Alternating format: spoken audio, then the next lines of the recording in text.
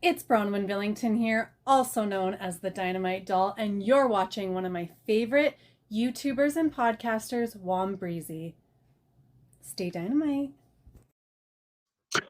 Nice little intro from Bronwyn Billington. Greg, who is also known as GoodMicWork. How are we doing? I'm very fortunate to have had you on today.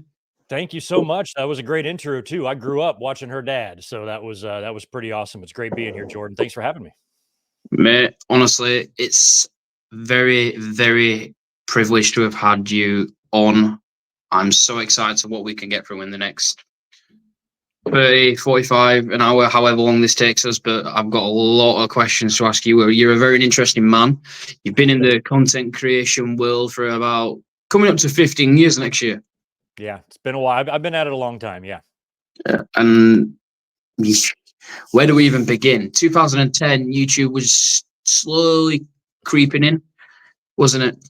Yeah, I mean, it was 5 years old when I started doing my first YouTube video, which is crazy that it's about to hit its 20th anniversary, I think next year. So yeah, I've been at it for quite a while. So how does one keep going for X amount of time? How do you keep going? I don't think there's really a formula. You just have to make sure you enjoy it. And I have never grown bored of it. I mean, every content creator goes through like periods of burnout or, I just don't feel like doing a lot of it this week, that type of thing. But those have been very minor in my life. I've only, come across those periods of time of a few instances where for the most part I enjoy doing it. I enjoy looking forward to the live streams, the podcasts, the content creation. It's been a fun little side hustle job for me, and until it gets old, I don't think I'm going to really ever stop. So in terms of what motivates me to keep going, it's just the fact that I like doing it. I think if you ever stop liking it, or you look at it as a chore, or you look at it as work. It is work for me, but it's fun work until it becomes backbreaking, unfun work and it no longer makes the wrestling business enjoyable. That's the only time I'm probably going to consider stopping doing this because I enjoy it. So it's all about just the enjoyment, at least in my experience. Everybody else might have different, different reasons for why they do it, but I actually really do enjoy doing it. So until that stops, you're going to keep seeing my face on camera, I think. So you've been doing it for 15 years. When did you start noticing, what number of years did you start noticing that you was like, do you know what, this is actually going somewhere? Do you know what? Wow, I can actually make, I won't say a living, but do you know, I can make something of this. It took a while. Even though I was seeing substantial growth in the first 5 years, I basically don't even count my first 5 years as me doing it. For me, everything kind of started around 2015. Even though between the years of 2010 and 2015, I was growing, I was having some videos that were really popping off. My subscribers were growing, but I still think I was only in maybe the 10,000 subscriber range, but I was having videos that were performing really, really well. It wasn't until 2015 when I started realizing that since I'm not on camera and it's just my voice and I'm only on YouTube, I need to do this as like a podcast. So I created the website and I was able to now push my shows and my episodes out to the podcast, feeds. And I'm like, okay, now this is costing me money to do this, to do the website, to the web hosting, the podcasting. This is now a business, and it wasn't even until it was late 2015 that I monetized my first video. So my entire first 5 years of all of that content that I did, I didn't make a penny off of, just because I was doing it more for fun. So I think, I really look at the birth of my channel as like 2015. That's when I started saying it was no longer just a side hobby that I felt like I could quit at any time. I wasn't super dedicated to a schedule yet. I was just kind of uploading videos whenever I thought. Sometimes I would review a Monday Night Raw. Sometimes I wouldn't. Sometimes I would skip pay-per-views altogether. But it wasn't until 2015 that I said, okay, let's start taking this seriously. You're gaining a following. Pardon the loud motorcycle. You're gaining some subscribers and you should start monetizing your videos. And so I started doing that in 2015. And then 2 years after that was when I started appearing on camera and doing live streams. So I've only been like doing live streams like this for 7 years now. Where even though I've been around much longer than that, I feel like the first 5 years was just me messing around.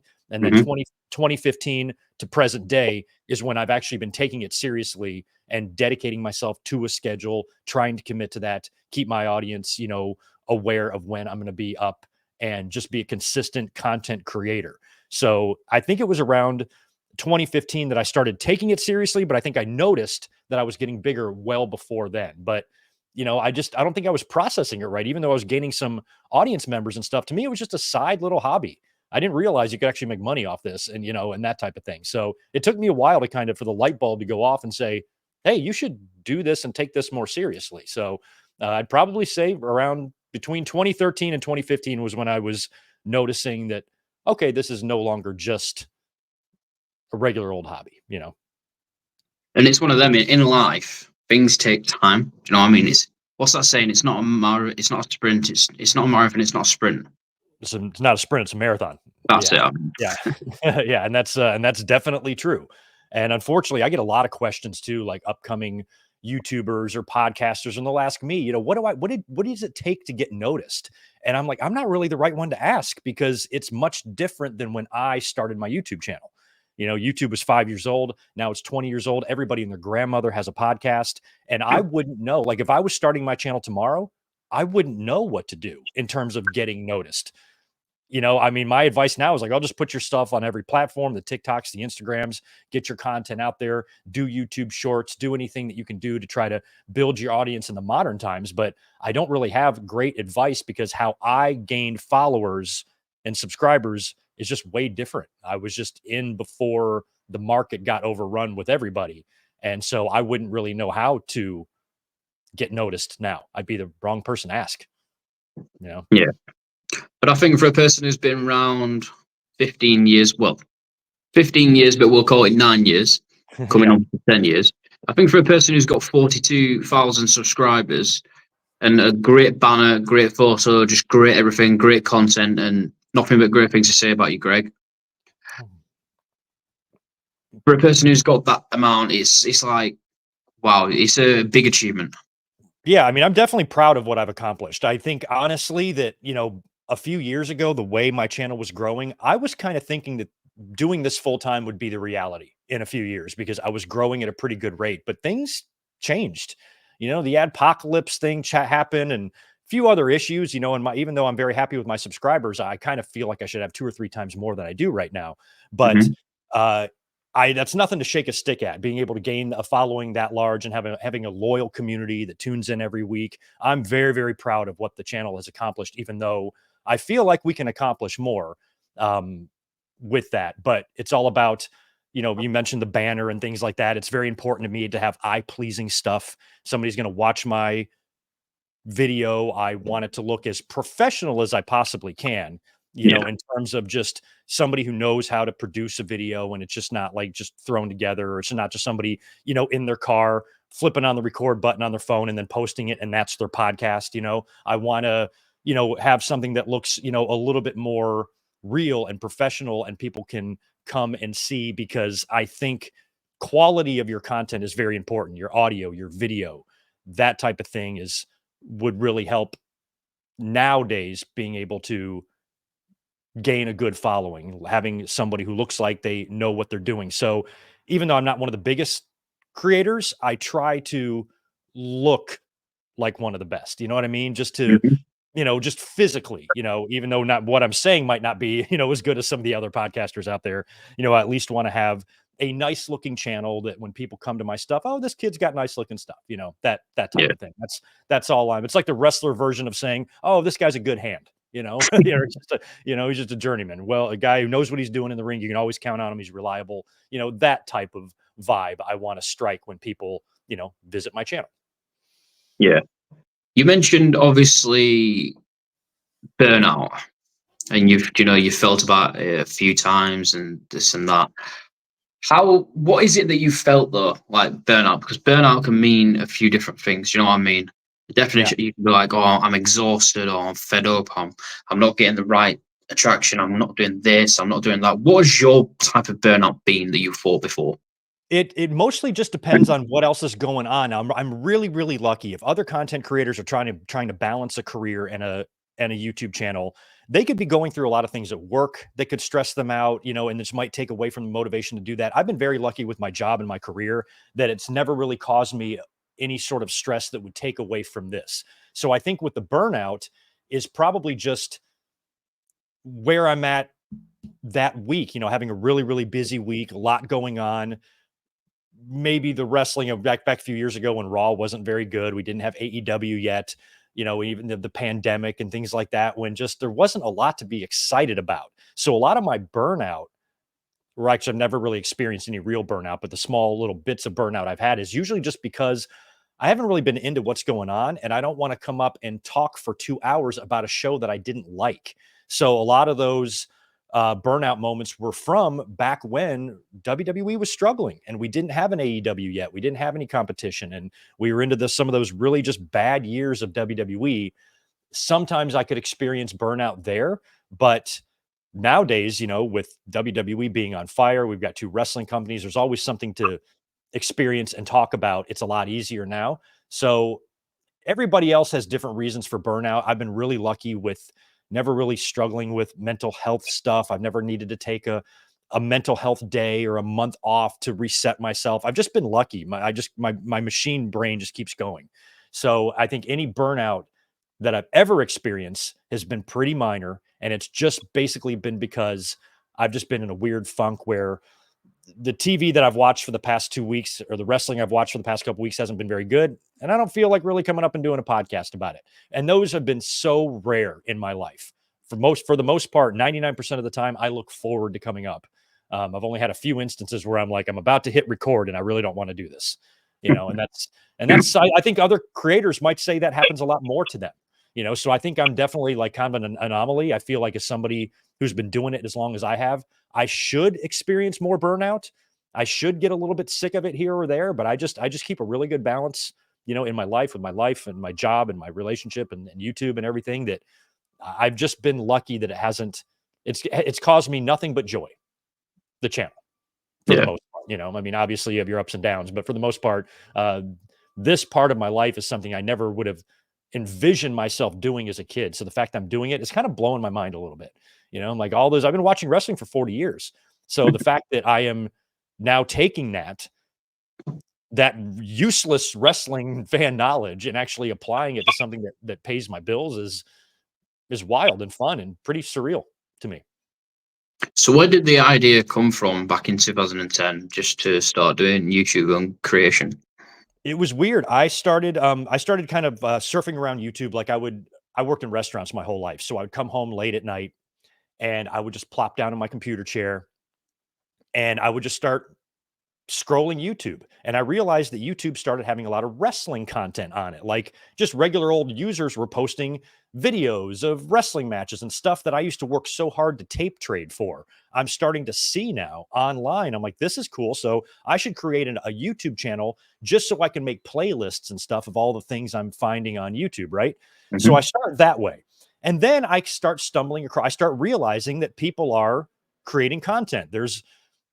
I started coming across channels of, a guy in his backyard just talking about wrestling. And I remember coming across this one video that was so bad. I don't even know who it was from. It was just this one fella. He was just like outside and he had a really, really like kind of snarky attitude, very disingenuous. I just didn't like the whole vibe. And I'm like, I could do this and I could do it a lot better than this guy, and I'm like, his opinion, I don't remember what it was, but whatever it was, I'm like, I feel like if you can just record yourself saying wrestling opinions, that I could definitely say some things that I think people would either like or agree with. And so then I started just thinking about how I wanted to do a video. And then I turned in one day, my ex-wife came home. We're not together anymore. She came home and we both had BlackBerry phones. And she goes, you know what? Let's go down and trade these things in. Let's get iPhones. Everybody's got an iPhone. Everybody has iPhones now. Let's go get one. And I'm like, okay, fine. Let's go get an iPhone. I don't care. So we went and we got iPhones, and I'm sitting at home one day and I realized it has a voice recorder on it. I turned it on. I spoke like 15 minutes of just random opinions. And then I'm like, okay, now what do I do with this? I had no idea. I go on the internet, Google, how do I get audio from a phone to and make it into a YouTube video. And just got some little basic editing information, did it, put it on YouTube. And I think the guys over at the No DQ website, somebody over there saw the video, posted it on their website, and that got me like a good chunk of a couple hundred subscribers that got the ball rolling on the channel. Wow. So really, the only motivation I had to start this was creating a YouTube channel for wrestling consumption, but not for content creating. And then it morphed into content creating when I realized, oh, there's a bunch of, guys maybe my age, sitting in their living room talking about wrestling. I'm like, I could give that a shot. I think I might be better at it than them, so that's how it all kind of got started. I'm like, well, if this is what people are doing, I could try that. And that's pretty much where it came from. It just kind of birthed from that. And then once that first video got some views, I did another one that got views, and I didn't know what I was doing. I didn't have my podcast voice down yet. And how I wanted to articulate things. I was just rambling, no notes. It was just me and a terrible microphone, which is ironic that my name's GoodMicWork, and making these, kind of crappy early videos. And that's kind of just how I got started when I realized that people not only were posting wrestling videos online, but they were posting themselves talking about wrestling, and podcasts had just started becoming a thing around that time. And that's kind of just how it all began. It just kind of the idea came to me, and I decided just to try something. And because there wasn't a ton of people on YouTube doing that, if that same guy, if that same Greg uploaded that same video that he did 15 years ago tomorrow, I don't think anything really great would have happened to me. So it's just a different, it's just a different community now. It's a different universe than it was. But that's kind of the origin. That's how I got started, just on a whim. It's a nice little story that you've got there. And I think a story like that you just mentioned on how you got started, everyone starts from somewhere. And the fact that you took advantage of, I won't say took advantage, jumped on at that time when you've seen other people doing it. And look at you now, right? Like I mentioned, 42,000 plus subscribers, little income coming in or whatever it is. I don't know. But you are the definition in my eyes of a successful content creator. Well, thank you. Thank you very much. I definitely appreciate that. I definitely enjoy what I do, and I like doing it, and I like being viewed as one of the ones who are successful, but you've got people coming around now who are just 2 or 3 years old that are twice the size of me, so you grow so much differently now, and all of that. But what I do like about my community and my audience, a lot of them have been with me for a long time, 10 plus years, many of them. And, I get people saying, hey, I started watching you when I was 13, I'm 27 now. And like, that's just mind blowing to me, So, it's like, wow, I've literally taken people through their, their teenage and schooling years. I have I have a helper on the channel, Maddie. She's great. And she was the same thing. I think she started watching me when she was like 12 or 13, and she's like 23, and she helps out with the channel and, cleans up playlists and, does some of my social media for me and stuff. So there's been a lot of people that in my community of audience members that have really been loyal and stuck with a long time. Got a chance to meet a lot of them, at various shows and stuff. So that's one thing I am really proud about in my community, even though it's, not the biggest. I got some really good people, that I know are never going to be acting up in the, in the live stream chats. They're all just cool, having fun. We're a little bit more casual, nonchalant. We're not looking into getting into a yelling, drooling, slobbering debate on every video we do. It's just, just fans hanging out, watching wrestling, talking about wrestling, whatever it is we're doing, on the channel. Yeah. What would you say the most rewarding thing of being a content creator is? Private messages. I've gotten a lot over the years. I've saved everyone. And even mine. Even yours, yes. And a lot of emails too. And it's crazy because I think it's because I'm almost in disbelief that I would even have this effect on somebody. But I've had upwards of over a dozen messages from people that said that they were in really, really dark places, and my content helped them, whether it be get out of that dark place or was able to remove themselves from that dark place for a temporary amount of time while they watch my content. I'm an escape from their real life, from their problems, and then some of the more serious stuff, like I thought about doing something to myself, and your stuff prevented me from that type of thing.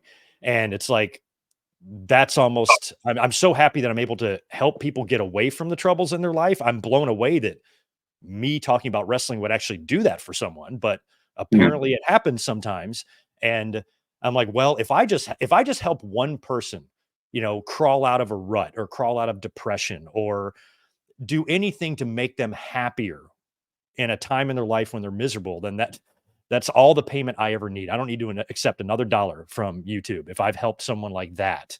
And I've been able to see those messages a lot throughout the years, and I'm always mind blown. I'm almost like in disbelief. I'm flattered and I'm honored to be that person for someone. And I guess I'm just like, I was glad I could help, even though it was completely unintentional. But I get a lot of those messages just saying, my girlfriend broke up, my dog died, I lost my mother to cancer. I've been going through, some heavy depression lately, and I just can't thank you enough for your content and how it always puts a smile on my face and helps me and stuff. And so when I get messages like that, that's probably the most rewarding thing, is to know that somebody just doesn't agree with you. You've actually helped them, and that's not the intent. I don't come up and talk about wrestling with the intent of helping depressed people, but the fact that it does is, that's like a really nice little bonus. I'm really happy I was able to help that guy, or I was able to help her, indirectly, just by, and I think you probably can attest to that. I can too. There's a lot of channels that I watch on YouTube, or content creators that I watch. Some of them have nothing to do with wrestling, but are very comforting. If I'm having a bad day, just throw on one of their shows. So I understand that perspective of, you just have some things that you like to comfort watch, or, your safe space if you're just having a rough day or rough go of it. And the fact that I'm that person for someone else has probably been the most rewarding thing, I think. 100%. And do you know what? I didn't expect you to say that. Do you know that answer? I thought you meant to say, like, do you know, the people, but well, you did, but in I didn't expect that. And do you know, the fact that you've said that, and your work has had an impact on people, and it comes down to, I can guarantee it's not just for females that's messaged you. Guarantee it's males as well. Mm-hmm. Yeah. And as well, you'll know males don't really talk out about mental health these days, because there's that stigma in the world. Mm-hmm. Right. So Yeah. I don't know why these days. I think these days it should be more understood than anything else. And that if, the people who struggle with these things, but yeah, you're right. It is, it does seem to be a little bit less common with the men, but a lot of those messages I get are from men, about things like that. And plus the community in general, just people just appreciating the content in general. I've got a chance to meet a lot of my audience members, at random shows. So that's very rewarding too. Just the fact that I see the same, 100 names in my chat every week. They're there every week, like clockwork. We enjoy hanging out together. We enjoy our time together, the DMs, the messages, the tweets of just any sort of support, whatever it might be. That's also an extremely rewarding part of the gig as well. But it really touches my heart when somebody goes out of their way to tell me that I helped them out of a difficult situation in their life. And it's hard for me to wrap my head around me being able to do that for someone, but I still am blown away and very appreciative that I'm able to do that for someone. And that's nice. And I really like that.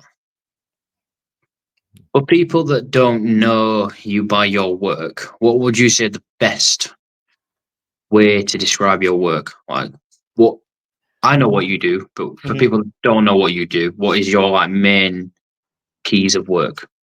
I am mostly just a wrestling chatterbox. We do two major things on the channel. We do podcasts and we do watch alongs. I do classic watch alongs on Sundays, where we watch a classic pay-per-view.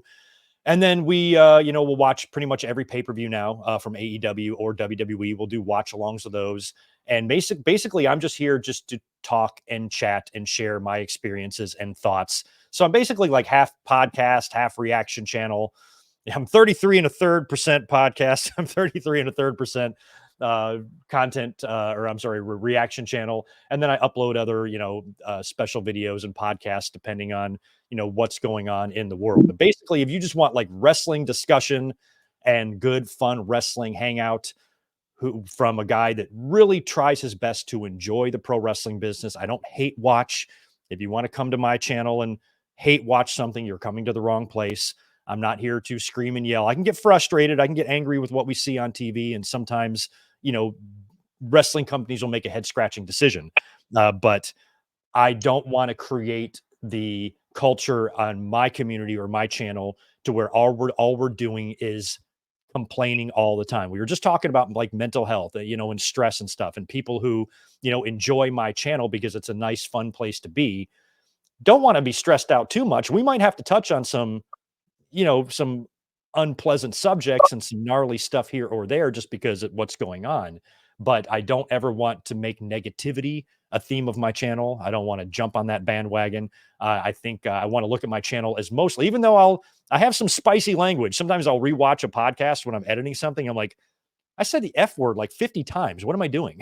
So like, even though I might have some spicy language sometimes, the vibe is positive, and that's what I want to try to maintain on the channel, is a positive vibe, because there's way too much negative already out there, and that grift is already too popular, and I just don't want to get on that bandwagon. So we want to recognize and notice when things are bad in wrestling, discuss constructively how to fix and repair those things, but I don't want to be a content creator where people come to my channel because they know I'm going to shit on something. That's not me. I hear you. I hear what you're talking about on that one. And I've been following your content for like about 2 years now. And I discovered you. I won't say I discovered you, but I discovered you as a person, like podcast wise, through my good friend Tom Talks Rubbish. And then I was like, Tom's got him as a guest. So I was like, do you know what? I've got to try and jump at that. Tom's great. And then we'll make like a little joke, shall we? How it took you nearly 2 weeks to see my message.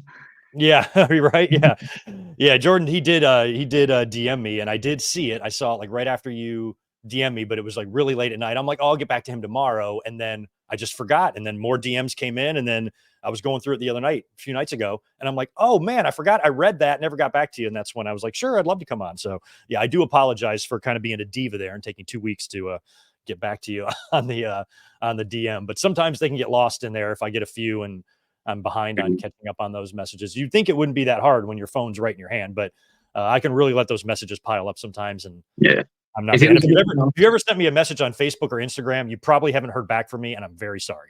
To anyone out there. If it was anyone else, Greg, do you know what? I'd be having words with him, but because it's you, man, I've got to let you off. Well, thanks. Appreciate that. Thanks for cutting me slack. It's all right. One thing what I do like about content creators, which I need to start, I'm trying to persuade my wife, because there's a room behind me. I'm trying to persuade my wife to make me have that like as a little office. Yeah. So like you, I'm looking at you. You got the wing. Is it the Winged Eagle title? Yes, that's actually a toy behind me. I have. I got the real deal right there. See on the wall. Wow. Yeah. So. But the one behind me is the Winged Eagle. That's my favorite championship belt of all time. Very good. And as I was saying, I like it how content creators have got like a little background which like represents them and stuff. Mm-hmm. Yeah. I love yours. Yeah, I'm very lucky. I probably won't have this forever. I just signed my lease here in this house again, so it's gonna be 5 years here, but this is probably gonna be our last time here. So I will be moving out of here eventually, and this will change. But yeah, I do like to have a background, and I have this whole room dedicated to this. There's even a video on my channel of how I built this room. If you want to see it, you might see it somewhere on my on my channel if you look for it.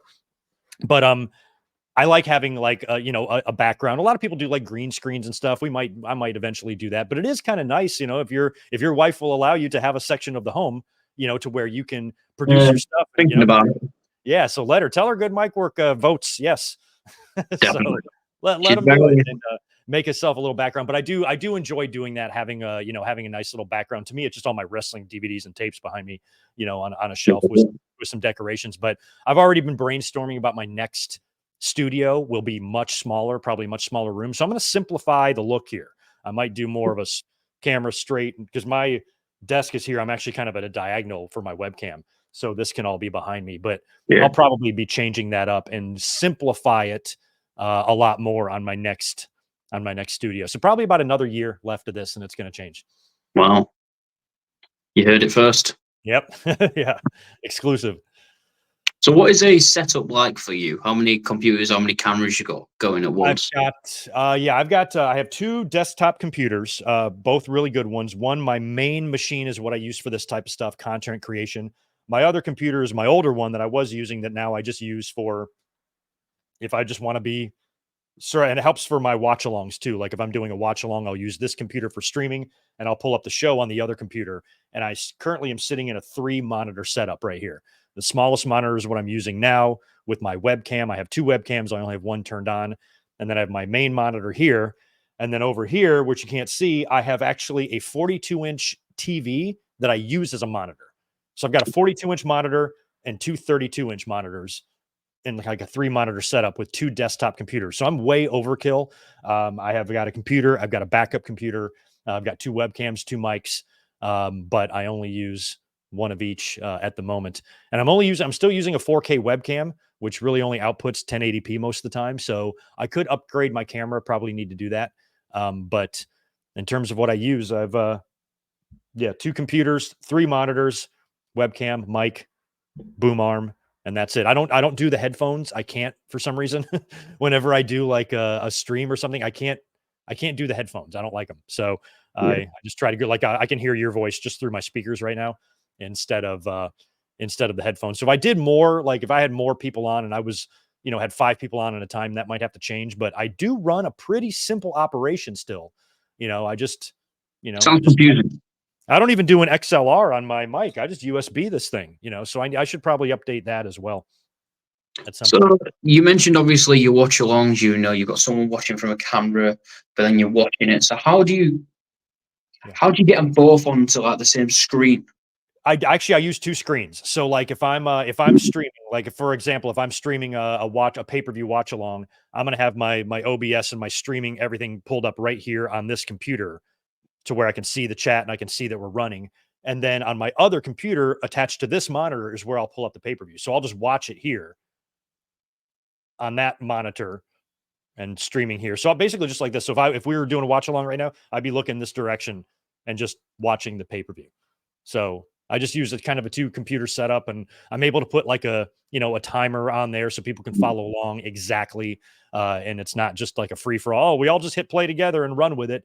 I always feel like if I'm going to do these consistently, that a timer is necessary to where, people can just sync up and watch. And even if they want to watch on demand, makes it much easier. So the 2 computer setup helps with that, helps me be able to, because if I was just running one computer, I could still do watch along, but it would be a little more difficult. I'd have to have a 2 monitor setup. And then you're running a lot of applications, on one computer. So I like to have it spread out a little bit. If I've got streaming pulled up, a webcam, a mic, editing software, that type of thing. The 2 computer setup helps with that. That's mad. How long? So obviously, sorry, you do a video because I know how long it takes me, but obviously from a professional side of view, how long would it take for you to edit a video? Like what goes into it? What do you take? Stuff like that. Yeah, these days it just depends on what kind of video I'm doing. If I'm doing a long video, like for example, I'm going to go to WrestleMania in Vegas this year. So that's going to be a long video because it's going to be filled with footage and everything I did and people I met and my experience in the show. So that's going to be a long project. But these days, any non-live video that I do are usually small little special reviews or mic drops or clips or shorts. So like, for example, yesterday I scrambled. Samantha Irvin left WWE and made that announcement in the afternoon. And I learned that info around 12:30, and I really wanted in 12:30 noon, and I wanted to get a video up. So I recorded some thoughts and got a 7-minute video up on Samantha Irvin within an hour. Like I just recorded quick, threw together an overlay, misspelled something on it actually, because I did it so quickly. So if it's a small video, if it's any video under 10 minutes, I can probably from start to finish, including the recording, editing, creating a thumbnail, posting it to YouTube, probably about an hour and a half. But when I went to WrestleMania 39 and I did a big 2-hour long video, that took me 2 days. It just depends, on what kind of, it just depends on what kind of video you're doing. But if it's going to be elaborate video with a lot of footage, a lot of cuts, and just a lot of editing, that's going to take longer. But I can do I've done 6-hour videos before, and I've done 2-minute videos before. So it just kind of depends on how what kind of video it is. If it's quick, clip from from a watch along or a podcast, sometimes I'll clip something out and throw it up on the channel. That takes moments, just a few seconds to do. But any video from start to finish is going to take a couple of hours, if you just go straight through it. But these days, after all the years I've been on, I've got a lot of templates made. There's a lot of the stuff isn't from scratch. I've got a lot of, things that I can just, adjust, just change the text or whatever. And for the most part, a lot of my videos will look alike. So I try to create templates of things. That way, if I have to come up quickly, I don't have to create some overlay from scratch. I kind of just have one. All I got to do is put some words on it and it's ready to go. So it just kind of depends. But any video that's an hour or longer is going to take me a while to get done. A day or two. That's Yeah. Wow, crazy. So one thing what I like about you, and I've seen other people do it, but I've always wondered, is from your shorts, you do like yourself on top and then something at the bottom, like whether it's a picture or a little video. Mhm. How do you do that?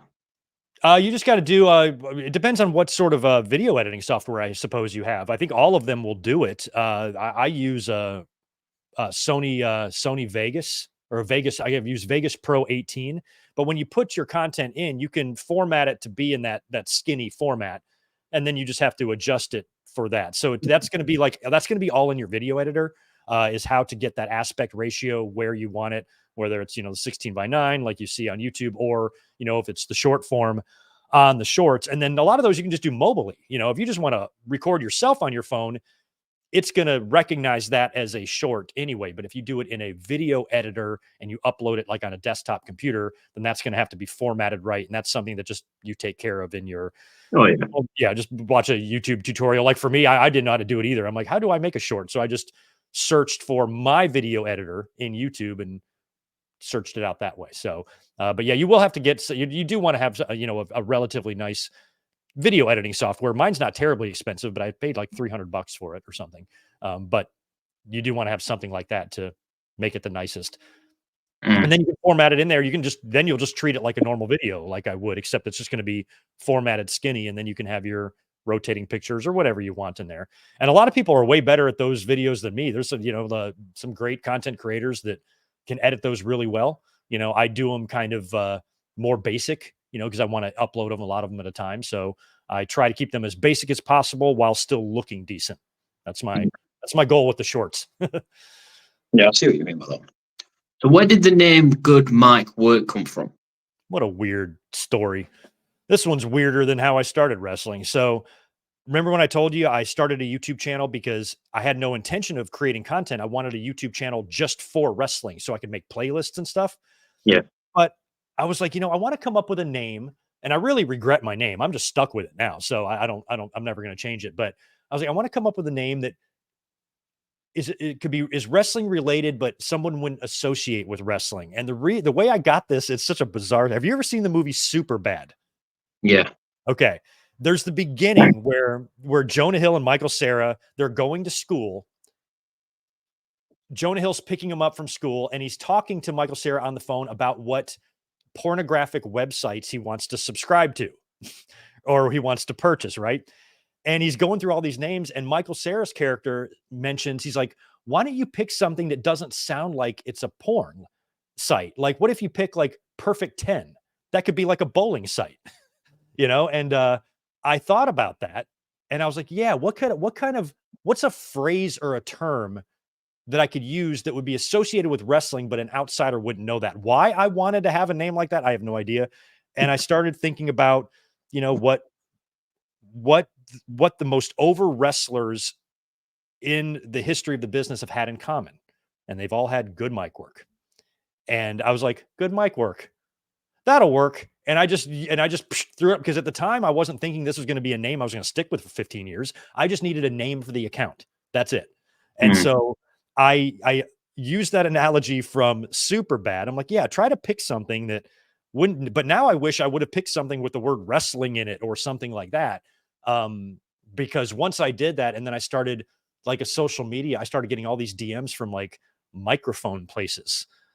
and like thinking that, and I'm like, oh, this is a bad idea or whatever. So, and at the time, I wasn't podcasting. I was more just giving commentaries. I was coming up and doing a commentary about an episode or thing. So it was like Good Mic Work commentary. So it kind of started from Good Mic Work. And then when I started creating content, I morphed that into Good Mic Work commentaries. Yeah. And that's kind of where the name came from. If I had to do it all over again, I mean, I've thought about doing a rebrand, like calling myself GMW Wrestling or something like that. I've toyed with some rebrands lately, actually. Don't know if I'm going to do it ever, but probably not. I've been 15 years as Good Mic Work. I'll probably just stay that way, as Good Mic Work. It's a weird name and it came up in a weird way. And I created the name before I had any intention of creating content. So that's kind of where it came from. Just stuck. Nice little story, that. I like it. What would you say the end goal is for you? End goal is for me to continue being a success at this. I want to continue doing this and enjoy it. And I want people to enjoy me doing it. That's really the end goal. My ultimate dream would be to do this full time. I'm realistic, and I feel like that's probably an unrealistic dream for me to have. It definitely covers a good amount of my income, but it's not enough to support me full time. So I would love to get there. I don't know what the answer is or how I get myself more popular. Maybe I'm as popular as I'm going to get. So I'm going to keep trying. I'm going to keep doing stuff that I think will build and grow my channel, and we'll see how it goes. So that is obviously my ultimate dream. I'm getting older now. I'd like to retire soon. So if I could sit at home and, talk about wrestling for, the rest of my living years, that would be fantastic. And if YouTube continues to be the platform that's available to do that, I'll stay with YouTube. But, who knows what things are going to look like, in 10 years from now, and if YouTube will even be a thing, and how I will get my content, my voice, my likeness out there. That's why I probably should look into getting a TikTok and that type of thing, just to keep myself out there as much as possible. But I haven't really thought much about how or if all of this will ever come to an end. I really don't know when or if it will. It just depends. Something could drastically change in my life, and I have to make a quick decision to end all of this. But I don't see, aside from me, falling ill or something like that, I don't know what would happen that would make me do that, because my full-time job, my career, doesn't occupy a ton of my time. I'm very lucky. I'm able to do this because I have such a cushy job that doesn't break my back, and I don't work a lot of hours at it. So I'm able to have the time to do this. So my end game would be to do this full-time for a living, but that's probably not going to be realistic. And I'm perfectly fine with that, because I enjoy it just as much doing it the way I'm doing now. So I think the end game for me is, I really don't, as I get older, I'm going to be spending even more time at home. So I would like to continue doing this as long as I could, because it would be, even though I have a large, very fulfilling life outside of YouTube, with my job and my friends and relationship and everything, if this were to suddenly end tomorrow, I would be lost, like it's such a big part of my life now, that if I had to wake up tomorrow and I don't have a YouTube channel to check or any content to worry about or anything like that, I wouldn't even know what to do with myself. So it's kind of the point where it's kind of ingrained in me now. And until I, for some reason, start not enjoying it, I'm not going to stop. Yeah, I see where you're coming from with that one. And hopefully you're around for the next 15 plus more years. I'm just saying 15 because that's a long time. I can imagine have a 30-year anniversary show. That would be crazy. Jesus. I mean, I've been doing this for 18 months. And I think the guest that I've had on, because mine's a podcast like channel / travel channel. Yeah. So everywhere I believe everywhere I go around the world, record it, no matter what I do. If I do a scuba diving activity, record, put it on YouTube. Yeah. Some person, so for example, if I go to Tenerife or Spain and then do scuba diving, record it, put it on, edit it, blah, blah, blah, put it up. Someone's going to watch it. Someone wants what scuba diving's like. Right, and exactly. Yeah. I've been very fortunate to go around the Caribbean twice, on a cruise. And Oh, that's nice. Yeah, some of my videos have been popular through that. that's good. Yeah, And, people like to see that stuff. and then I've done, you are guest number 60. 60. All right. What a milestone. Number 60. Yes. So 18 months, you've done 60 interviews. That's a lot. It is, but then it's not. That's over 3 a month. Yeah, Right? 4 a month I've Yeah. aimed for. So with me, what's the one word I'm looking for? The guests I've had, I've been very fortunate to have had, because I don't just do wrestlers. I do streamers, reactions, other podcasters. I do interviewers, like ring announcers. I do promoters. I don't just have wrestlers. I have like it's like a variety of it. That's So good. Yeah. the fact that Always I've been good. waiting 18 months, I'm hoping 15 years I'll be where you are. Yeah, well, I hope so. And that's the thing about doing this. The more you do it, the more you evolve and grow and just learn. Like I'm all self-taught.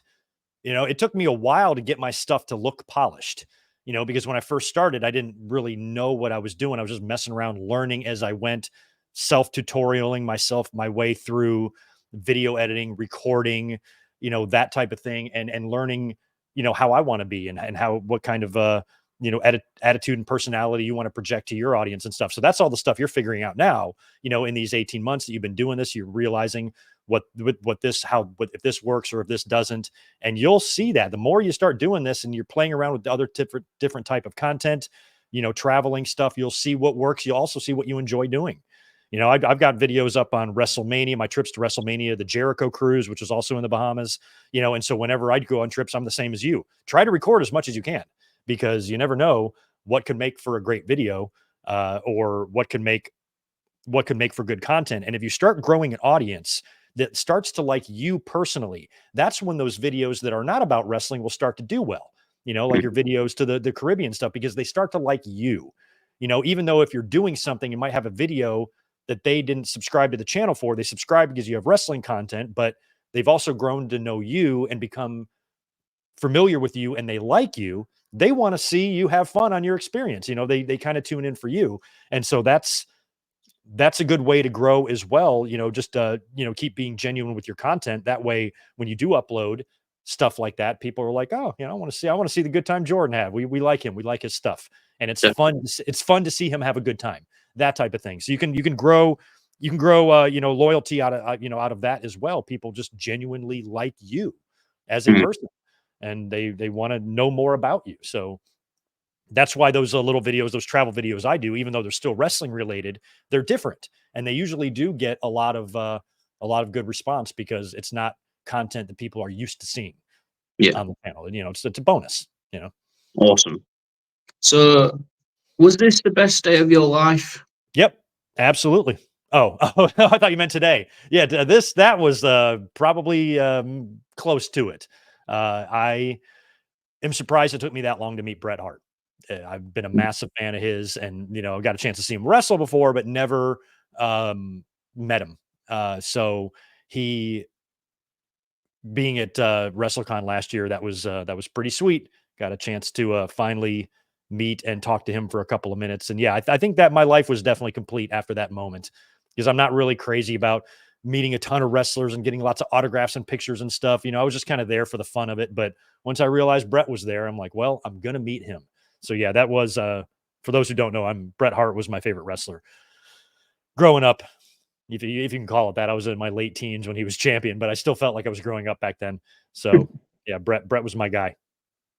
Yeah. You mentioned obviously the content that you do is AEW and WWE. I want to pop up. What would you say it is about WWE that you like in the current day? Vince being gone. That's what I like the most. Vince is gone, and what comes with Vince is also gone. Now, WWE still, isn't perfect, but when you look at where they are today in 2024 compared to 2019, in 2019, they were the company with the empty hard cam picks and all of that, back then. And they were really struggling, and it was hard to watch Monday Night Raw. They weren't fun. They weren't good. Everybody hated Roman Reigns. It was just so empty and passionless. And to see them turn the corner now to where you have packed out arenas marking out for any number of wrestlers, Jey Uso and Sami Zayn and Cody Rhodes, they have genuinely over acts, heels and baby faces. And even though I wouldn't say creatively they're perfect or anything, without Vince's influence there and Triple H being able to run that creative without the Vince McMahon handcuffs, we've seen a world of difference. So for me, it just feels good to care about WWE again. For me, it feels good to, even though I covered and watched all their pay-per-views and did podcasts on them, through the years of, 2010 through 2019, a lot of those years were not great. And there was a lot of crap that we had to suffer through. And so to see WWE now, I'm just happy because as a content creator, I'd much rather have a product that's good than a product that's bad. And that helps me, that helps the channel, that helps the fans enjoy wrestling more. So with WWE, I think the thing that makes me the most happy about them is that they are out from underneath the influence of Vince, and Triple H does have a different booking philosophy than Vince would have. And we're starting to see, do you think the Motor City Machine Guns would make a debut on SmackDown and win a #1 contenders match and win the title in 3 weeks upon joining the company if Vince McMahon was there? Things like that. Triple H, I think, is a little bit more dialed in to the overall global landscape of wrestling than Vince ever was. And even though he might not be full-blown Tony Khan, trying to make a working agreement with everybody that he can, the very fact that we have TNA influences on NXT and stuff is mind-blowing. So between that, and Triple H being a little bit more open-minded than Vince, from a creative standpoint and working agreement standpoint, that I think I'm just really, really happy at the corner WWE has turned since Vince McMahon left. And it's become a product that I am wholeheartedly enjoying. And it's been a long time since I've said that about WWE. Wow. And you know what? I couldn't agree with your response even more. And you mentioned the Motor City Machine Guns. I don't even think Vince would allow them to keep their name. Probably not. He'd want to change them to something insane, stupid. You think about it, it says machine guns.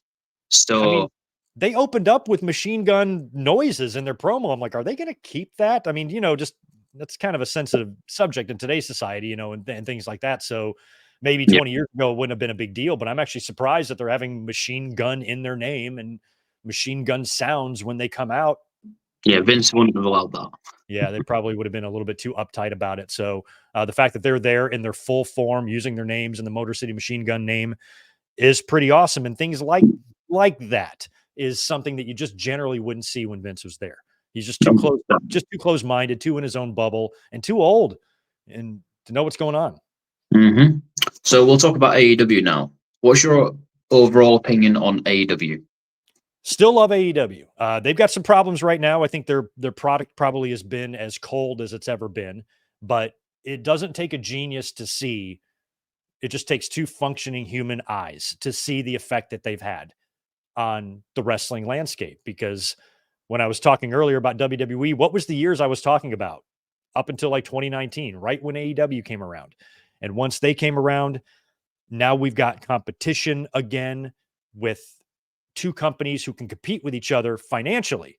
Obviously WWE is miles ahead of AEW. That's never going to change. WWE will always be number one. AEW will always be number two, but there's nothing wrong with that. There's nothing wrong with being the second best at what you do and having a place for talent to find jobs, get work, negotiate, get themselves best deals for them and their family. And it's forced both companies, and really it's forced WWE to really turn up their game.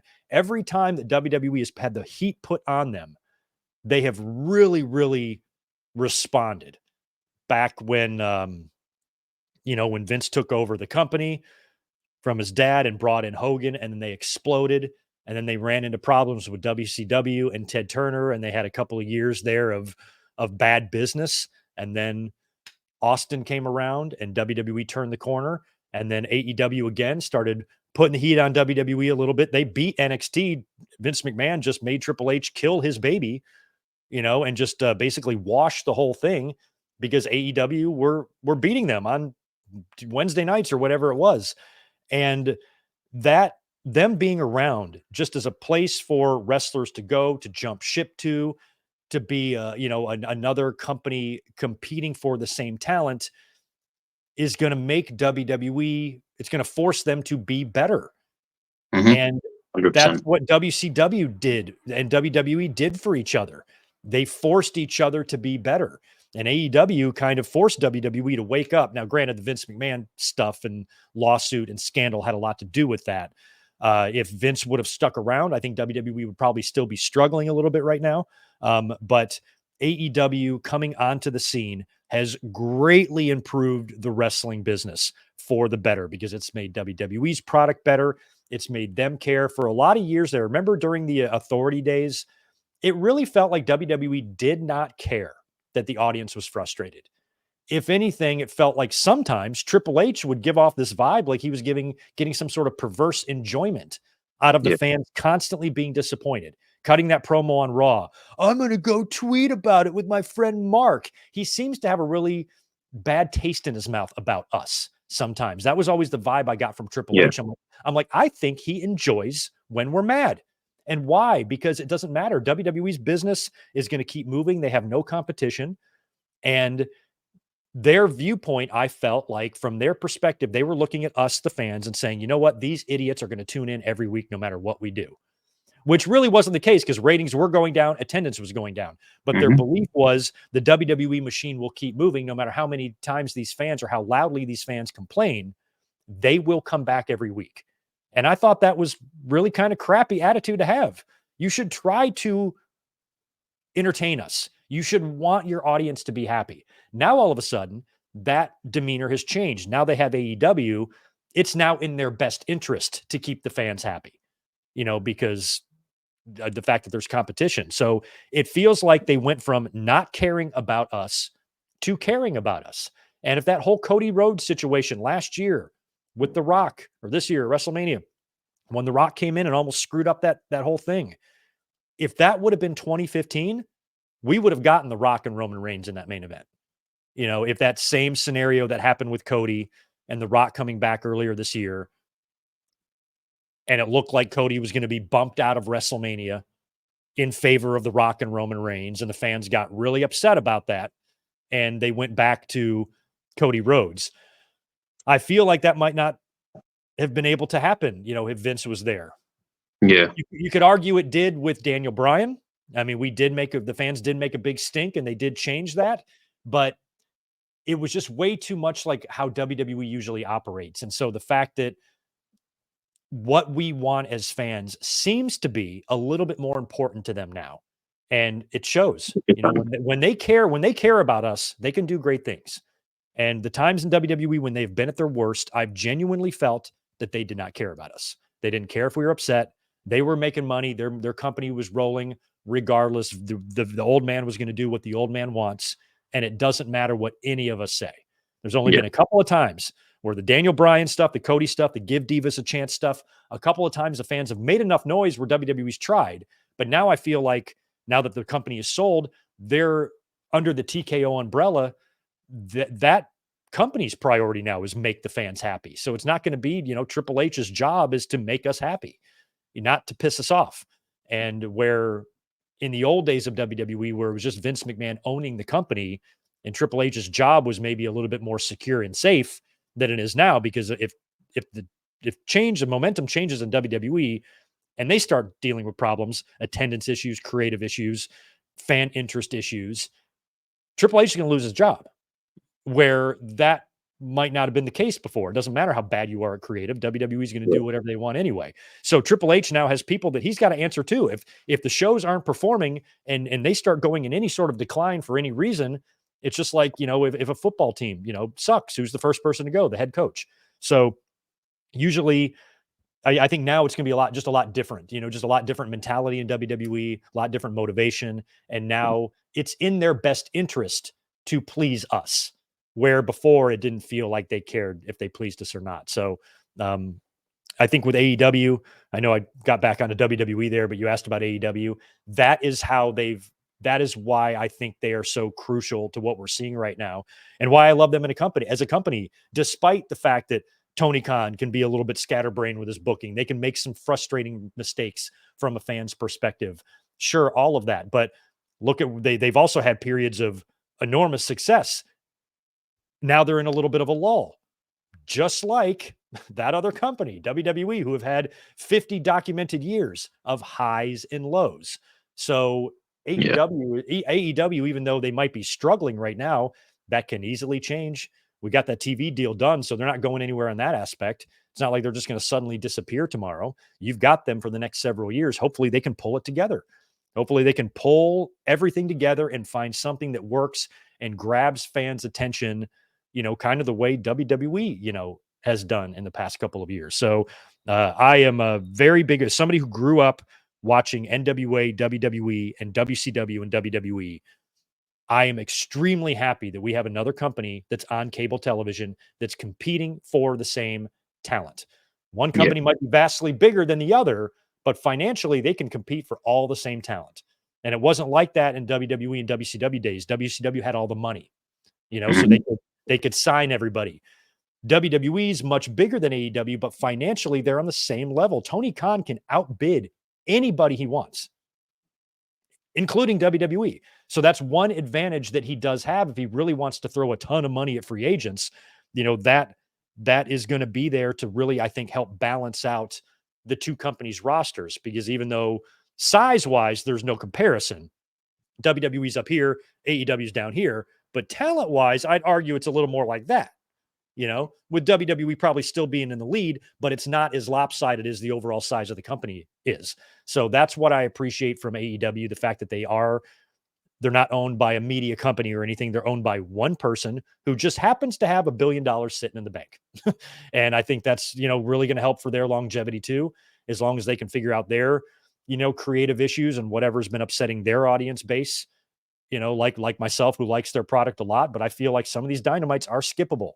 But I don't want that to be the case. I want to look forward to Wednesday night, not look at the card and be like, one match looks good, the rest of it looks like shit. I don't want to feel that way. I want to get hyped for Wednesday nights again. I want Wednesdays to be on fire. I want Tuesdays to be on fire, Mondays, Fridays, every day that has wrestling. I want those to be good, solid shows for both companies, because the wrestling fans benefit when two companies are on fire. Definitely. I've been there before. I was there in 98 when Goldberg and Austin were there on top at the same time. That was crazy. And I would do anything to revisit and get those emotions back. Definitely. And do you know what's so good? And for AEW, next year is going to be a big year for them because they're in Australia. Yeah. They're in UK. They go to Canada X amount of times a year. Mm-hmm. So they've got and then they're in Dallas. So they've got 3 stadium shows next year. So that's going to be a big one for them. Yeah, I know. And them running stadium shows too. They're just still doing it. It's like WWE in 97. I remember 96, business was down, but Vince ran the Alamo Dome for the Royal Rumble in 97 just to prove a point that he could still draw a crowd like that. They gave away half the tickets, but they put 50,000 people, in the Alamo Dome and stuff. So AEW, there might be a little bit of that in Tony Khan as well. He's done stadium shows and they've done well. So, even when his product is bad, he's going to try to do what he can to, fill out a stadium and put a card in place that will attract as many audience members as possible. So yeah, I wish AEW and everybody who works there, talent, staff, everyone, all the best. I'm not on one of those hate AEW bandwagons, because I lived through all that with the WCW, and the tribalism, and that just doesn't benefit anyone. To be so over the top, obsessively hating one company, it really makes no sense to me. So I think as wrestling fans, we should want wrestling to be as good as it possibly can. And you should never root for wrestling to be bad. And if you do that, you're not a fan. 100%.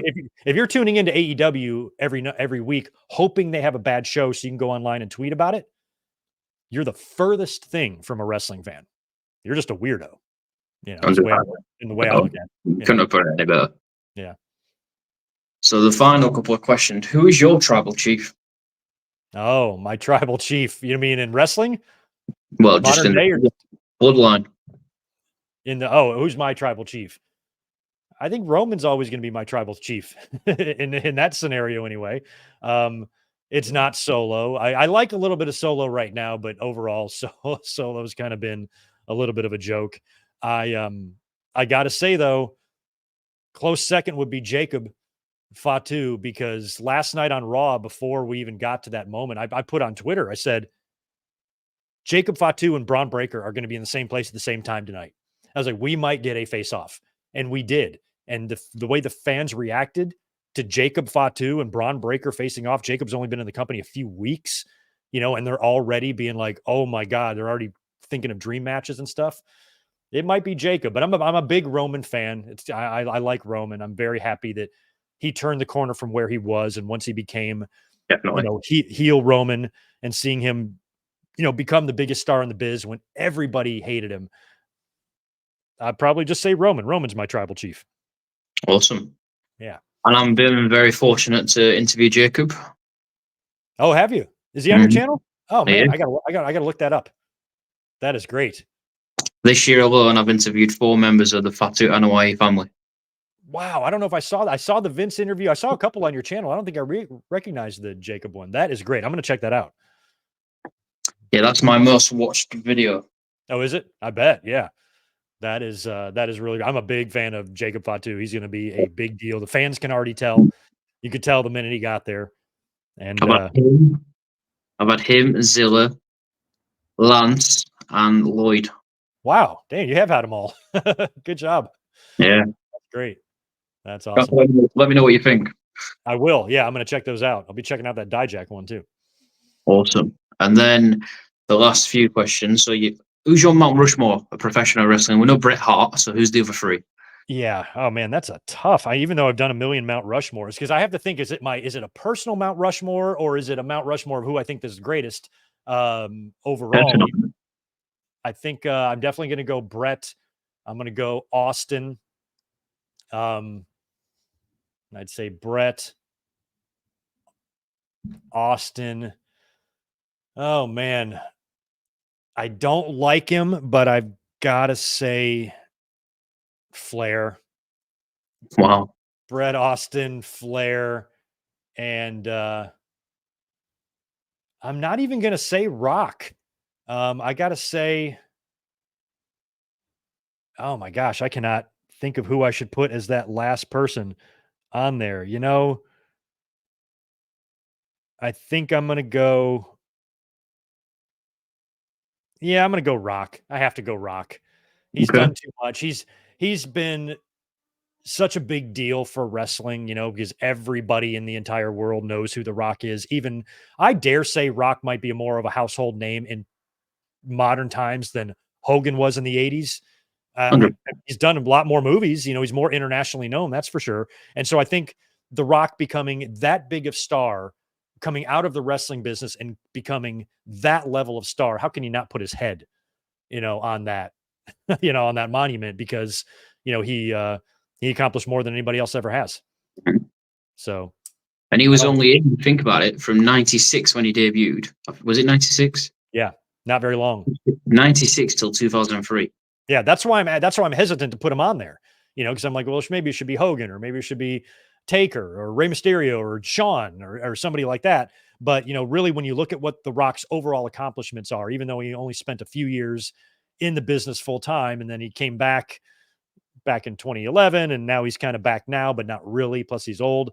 That is a little hesitation for me to put him on there, since he had only 1/6 of the length of career that Ric Flair did in terms of competing in the ring. I still think he's accomplished enough and a big enough name in the world to where I just feel like he's got to be on that list. So for me, it's like that's a Mount Rushmore of half my personal feelings and half what I think. Who saw the most success. So I'm looking at you now, and you remind me of someone. Do you know who that is? Probably Brad Pitt. I get that a lot. I'm wearing glasses in it. I'd say Stone Cold or Goldberg or Adam Pearce, one or the other. Adam Pearce. Adam Pearce, yeah. Adam Pearce. I do get that a lot. I met Adam Pearce at WrestleMania. We took a picture together. So I'd have to see that. Yeah, it's on it's somewhere. You can find it on my WrestleMania 39 video that I uploaded. But yeah, I ran into him across the street from Staples Center at the bar there. So I just walked up to him and I was like, "We need a picture." And he's like, "Yes, we do." So got one from him. Yeah, Adam Pearce. I have gotten Adam Pearce a lot. Awesome. So what's an inspirational message from GoodMicWork? Inspirational message. I always ask everyone. Maybe inspirational. I'm going to keep it wrestling related because that's what we're talking about. I tend to go off on rants and tangents sometimes on my channel about tribalism. And I feel like I'm old enough to where I can speak on this in an eloquent way because I've lived through, so much wrestling competition. And now when you look at social media, you look at a cesspool like Twitter, and you just see how much negativity there is, how much projection from people that I know everything and everybody else around me is dumb. Only my opinions matter. This wrestling company sucks. This wrestling company's good. I speak facts. I, watch wrestling to be upset and to yell and to go online and debate and argue and throw shade and just be an overall jerk as much as I can, instead of watching wrestling for fun because we enjoy it. We are very lucky as wrestling fans to be enjoying a form of entertainment that is incredibly unique. Not many people can relate to wrestling fans because they don't know our world. Knowing and being like ingrained in pro wrestling and being such a massive fan of it, I've always thought like it's kind of like knowing a secret that nobody else knows. Because nobody is really going to know where we're coming from when we talk about these things. And to me, that's something that should bring us together. The fact that we should all be kind of defending pro wrestling together, watching pro wrestling and appreciating pro wrestling together. But now in the age of the internet, where everybody has a voice and an opinion, it's very important to everyone for everybody to know what their opinions are. And a lot of times, the harsher you are, the more engagement you tend to get. And there's been a lot of piling on AEW, especially lately. And I'm all for, as a fan, voicing things that frustrate you as a fan, voicing things that you don't like. But I think a lot of it is just not genuine. From people, yelling and screaming and jumping on every little thing they possibly can, to be angry or throw criticism or shade or something like that. And that's just what it comes down to, hate watching. So I kind of wish that the wrestling overall community in general understood and appreciated how well we have it right now as wrestling fans. Because when I see a young kid who's 18 years old being negative and silly online, I'm like, you are a child. You don't even know how great this business can be. You're robbing yourself of a good time by purposely being negative about something. And I think wrestling fans having two companies, again, something we haven't seen in 22 years. It's been a long time since WCW and WWE were jousting on TNT and USA. And even though it's not the exact same as those days, I feel like this is the closest we've ever come to having those days back. And for a while there, a couple years ago, AEW was on fire and WWE. Like in 2022 there, it felt like they were both kind of doing good. And even though AEW is kind of in a decline right now, the business overall, the wrestling business overall, is still very healthy. And we're seeing things that we haven't seen before. AEW's got a million different working agreements. WWE's working with TNA and NXT. And when you look at what the business is currently doing right now, there is a lot to be happy about as wrestling fans. And so when I see 90% negativity online, I'm just wondering what these people's lives are like, because we just left a time period where wrestling really sucked, and we just got out of that. And now we're in a spot now, at least in WWE, where things are going very well. And the wrestling business overall is leaving us no shortage of things to discuss and talk about it. And while we might have an instance here or there that might frustrate us in whatever respective company is doing something dumb, like last night, Carlito with his, I got to learn Chinese comment or whatever it is, we will hear and see some things that we need to criticize or not be happy about. But for the most part, wrestling is doing well. And I think I wish fans, some of them anyway, did a better job appreciating and recognizing when they have something so good. Because if you spend all of your time and all of your life and every waking minute of your day on social media being negative and yelling at fans of the wrestling company that you don't like, what you're doing is robbing yourself of a good time. You're taking the fun out of this. And years from now, 20 years from now, we might be looking at a wrestling landscape that sucks. And we might be pining and wishing for the days of 2024. Remember how good it was between 2022 and 2028? Remember how great those years were? You know, we might be saying that one day. And the people that spent all those days being negative, you know, are going to be left with nothing but that memory of being unwilling to have a good time, you know, and to being purposely, forcefully negative. And now you're going to, because I remember that and the reason I can say that is from personal experience. During the Monday Night Wars, I carried the WWE flag. I wasn't crazy tribal because I did watch Nitro and I watched WCW and I bought their pay-per-views, but I preferred WWE more. But I'm finding myself now with these classic watch-alongs we do on Sundays and stuff, appreciating and enjoying WCW a lot more than I did at the time when they were around. And I can already tell that there's going to be a huge chunk of wrestling fans, a fan base, years from now when things might not be so good, are going to look back and regret how butthurt they made themselves over AEW. And they're going to look back on that product and be like, you know what? That actually wasn't that bad. I think I got too caught up in the nonsense of it. And mark my words, I said the same thing about John Cena years ago when everybody was on his case. I'm like, there's going to come a time when you're going to feel a little bit silly for how crazy you went about him. And you're probably going to have a different view on John Cena when you get older, when he retires. And I'm seeing that now. And so with AEW and just with tribalism in general, I think it's the same thing because it's kind of the same experience that I went through. I regret a little bit hating WCW to the degree that I did. I wasn't a crazy hater because, like I said, I purchased their pay-per-views and I gave them money, but I might have been a little too hard on them sometimes. And I think that a lot of the wrestling fans now, they will say anything. They have no filter. They don't think about it before it becomes a tweet. And I think that negativity is going to be something that a large portion of the wrestling fans, especially the younger ones, when they get older, they're going to look back and regret. So if I had one sort of inspirational message, I'm going to pull a quote from my friend at Wrestling with Regret, Brian Zane. Like what you like, don't be a dick. I like that. Really not. It's about as simple as anyone can put it. You know, shout out to Brian. Plain and simple, Greg. I like it. Well, we've been talking for an hour and 20, and I really do have to go to bed because I'm at work tomorrow. It's getting kind of late. You are 8 hours ahead of me, right? 8 or 9? Is it 9:30 or 10:30 for you? 10:30. 10:30, dude. Yeah, you got to get some sleep. So, anyway, thank you for coming on. I've really enjoyed this. I've loved chatting to you. 2025, I'm definitely going to inquire about getting you back on. Sure. Absolutely. And we'll see how things have changed for us. We'll speak about Mania. Mm-hmm. Yeah. You know, I've got some more traveling to do, so you know, more guests to do. So we'll see how things go. But honestly, thank you for coming on. I really do appreciate it. Thank you for your time. Absolutely. Thank you so much. Have a good rest of your day. You too. Get some Cheers, sleep. man.